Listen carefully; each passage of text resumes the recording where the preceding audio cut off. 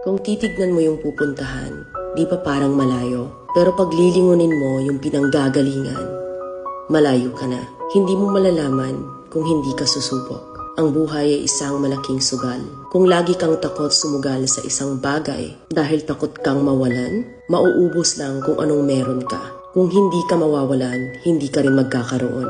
Kung ano man ang mga desisyon mo ngayon, yun ang magiging buhay mo bukas. Lakasan mo lang yung loob mo.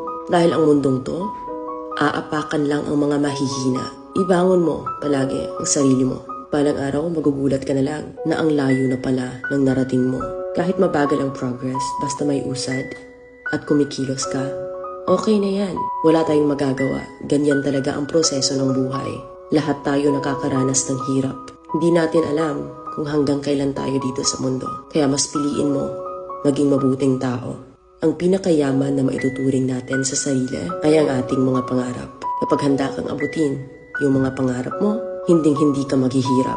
Kung lagi kang may pinagdaanan sa buhay or pagsubok, pruweba lang yan na isa kang magiting na sundalo. Sa mga pagsubok, diyan ka aangat, diyan ka babaguhin. Yung tatag mo kung paano ka mag-ayos ng problema.